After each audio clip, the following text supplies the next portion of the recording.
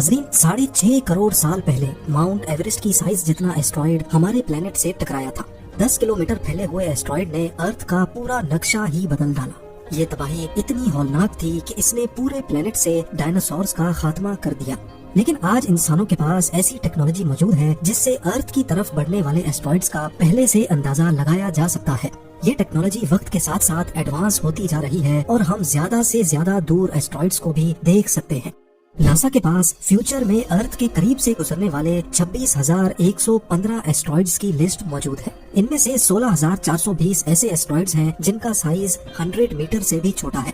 8,807 ऐसे हैं जो 1 किलोमीटर तक फैले हुए हैं और 888 ऐसे एस्ट्रॉइड्स हैं जिनका साइज 1 किलोमीटर से भी ज्यादा बड़ा है। वैसे तो इनमें से कोई भी एस्ट्रॉइड सीधा अर्थ की तरफ नहीं आ रहा, लेकिन फ्यूचर में ऐसा भी हो सकता है कि वक्त के साथ इनमें से कोई एस्ट्रॉइड अपना पाथ बदल ले और सीधा अर्थ से आकर टकरा जाए।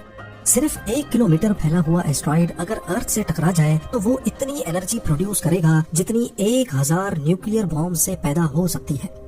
इसके नतीजे में होने वाली तबाही का अंदाजा लगाना अब शायद आपके लिए इतना मुश्किल ना हो। हमारे प्लेनेट पर दूसरे जरियों से आने वाली तबाही से तो शायद निपटा जा सके, लेकिन एस्ट्रॉइड से बचना नामुमकिन माना जाता है। लेकिन अब नासा ने एक ऐसा एक्सपेरिमेंट करके दिखाया है जिससे हम एस्ट्रॉइड्स का मुकाबला भी कर सकते हैं। जी हाँ, ये एक तरह का प्लेनेटरी डिफेंस सिस्टम है जिसको काइनेटिक इम्पैक्टर टेक्निक कहा जाता है। इस टेक्निक की मदद से अर्थ की तरफ आने वाले एस्ट्रॉइड का रास्ता बदला जा सकता है। लेकिन सवाल है कि आखिर कैसे? असल में अर्थ के बाहर आउटर स्पेस में ग्रेविटी और एटमॉस्फेरिक प्रेशर न होने की वजह से ऑब्जेक्ट्स को किसी किस्म की भी रुकावट का सामना नहीं करना पड़ता। जो चीज जिस पोजीशन में है वो वैसे ही रहती है। अगर कोई ऑब्जेक्ट 10 किलोमीटर पर आवर की स्पीड से स्पेस में ट्रेवल कर रहा है तो वो हमेशा इसी स्पीड से चलता रहेगा जब तक उसके रास्ते में कोई चीज न आ जाए। और ये सब सिर्फ इसलिए मुमकिन है क्योंकि स्पेस में वैक्यूम में फ्रिक्शन पैदा नहीं हो सकती। एस्ट्रॉइड्स जो लाखों साल पहले किसी कोलिजन की वजह से बने थे वो तब से लेकर स्पेस में तेज रफ्तार से चल रहे हैं। अगर वो अर्थ के करीब आ गए तो उनको अर्थ की ग्रेविटी अपनी तरफ अट्रैक्ट करेगी और वो अपना पाथ चेंज कर लेंगे। अगर ये अर्थ के ज्यादा करीब होंगे तो एस्ट्रॉइड हमारे प्लेनेट से कोलाइड भी कर सकता है। इस चीज से बचने के लिए नासा साइंटिस्ट ने एक आइडिया पेश किया कि क्यों ना अर्थ के एटमॉस्फेयर में दाखिल होने से पहले ही इन एस्ट्रॉइड्स का किसी स्पेस प्रोब से एक खास एंगल में कोलिजन करवाया जाए। ये कोलिजन सिर्फ इतना बड़ा हो कि वो एस्ट्रॉइड के पाथ को हमारे प्लेनेट के रास्ते से हटा दे। प्लान के मुताबिक इस किस्म के कई स्पेस प्रोब्स अर्थ के गिर्द ऑर्बिट कर रहे होंगे। जैसे ही नासा को कोई बड़ा एस्ट्रॉइड अर्थ के डायरेक्शन में बढ़ता दिखेगा तो इन स्पेस प्रोब्स को उस एस्ट्रॉइड की डायरेक्शन में एक खास एंगल पर जाकर हिट कराया जाएगा। इस थ्योरी को प्रूव करने के लिए और ये देखने के लिए कि क्या वाकई ऐसा हो भी सकता है कि नहीं, नासा ने एक एक्सपेरिमेंट करने का फैसला किया।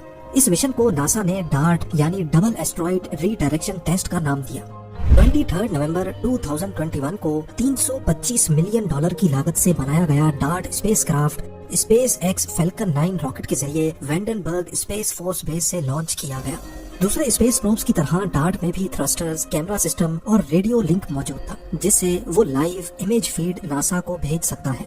कुछ घंटों के बाद अब ये अर्थ के ऑर्बिट में आ चुका था। नासा को अब एक सूटेबल एस्ट्रॉइड की जरूरत थी जिससे वो डार्ट को कोलाइड करा सके। हमारे प्लेनेट से 1 करोड़ किलोमीटर दूर 170 मीटर बड़ा ये है डाइमॉर्फस, जो अपने से 5 टाइम्स बड़े प्लेनेट को ऑर्बिट करता एक छोटा सा मून है। छोटा तो ये सिर्फ हमारे चांद के मुकाबले में है, पर असल में इसका वजन करीब 500 करोड़ किलोग्राम्स है।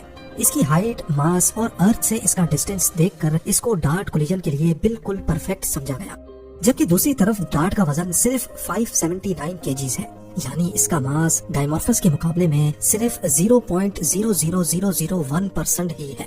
लेकिन जब बात हो रही हो स्पेस फिजिक्स की तो वजन से ज्यादा स्पीड मैटर करती है। जी हाँ, नासा साइंटिस्ट ने कॉम्प्लेक्स कैलकुलेशंस की मदद से ये नतीजा निकाला कि अगर डार्ट को 23,000 किलोमीटर पर आवर की स्पीड से हिट किया गया तो डाइमॉर्फस की डायरेक्शन में 1% बदलाव आ सकता है। ये तमाम कैलकुलेशंस करने के बाद डार्ट को अर्थ के ऑर्बिट से निकालकर उसकी डायरेक्शन 1 करोड़ किलोमीटर दूर डाइमॉर्फस की तरफ कर दी गई। कई महीनों के सफर के बाद 26 सितंबर 2022 को जब कोलिजन में सिर्फ चंद घंटे बचे थे तो नासा ने डार्ट पर लगे कैमरा से कोलिजन की फुटेज को लाइव कर दिया। फुटेज में देखा जा सकता है कि 23,000 किलोमीटर फी घंटा की रफ्तार से बढ़ता हुआ डार्ट पहले उस छोटे प्लेनेट को क्रॉस करता है जिसके गिर्द डायमॉर्फस ऑर्बिट कर रहा है। उसके बाद वो सीधा बढ़ता हुआ 2 फुटबॉल फील्ड्स जितने बड़े एस्ट्रॉइड में जा लगता है। ये डार्ट से रिसीव होने वाले डायमॉर्फस की आखिरी फोटो है, जिसके बाद नासा का डार्ट से कनेक्शन हमेशा हमेशा के लिए टूट गया। ये कोलिजन तमाम नासा साइंटिस्ट के लिए भरपूर खुशी का लम्हा था। हिस्ट्री में पहली बार प्लेनेटरी डिफेंस सिस्टम का एक्सपेरिमेंट कामयाब हो चुका था। एक्सपर्ट्स का मानना है कि कोलिजन होते ही डार्ट तो चकनाचूर होकर बिखर गया होगा, जबकि डायमॉर्फस इस कोलिजन की वजह से अपने ऑर्बिट से हटकर नया ऑर्बिट अपना चुका होगा, जो कि कुछ इस तरह दिखता है। नासा के इस मिशन का एक्यूरेट रिजल्ट 2-4 हफ्तों में आएगा, जिसमें मालूम पड़ सकेगा कि वाकई स्पेसक्राफ्ट सिर्फ अपनी स्पीड की वजह से अपने से 1 करोड़ गुना वजनी एस्ट्रॉइड की डायरेक्शन चेंज कर सकता है कि नहीं। ये तो सिर्फ एक्सपेरिमेंट की हद तक था, जिसमें एक छोटे एस्ट्रॉइड पर एक्सपेरिमेंट किया गया, लेकिन असल सवाल ये है कि क्या 10 किलोमीटर फैले हुए एस्ट्रॉइड पर भी यही फार्मूला अप्लाई होगा कि नहीं। क्या हम ये भूल चुके हैं कि दुनिया पर सबसे बड़ा रेडफोर्ड इम्पैक्ट क्रेटर 300 किलोमीटर तक फैला हुआ है। जो एस्ट्रॉइड 300 किलोमीटर बड़ा क्रेटर बना सकता है, क्या हम उससे मुकाबला कर पाएंगे या नहीं। इस बारे में आपकी क्या राय है, मुझे कमेंट सेक्शन में जरूर बताइएगा।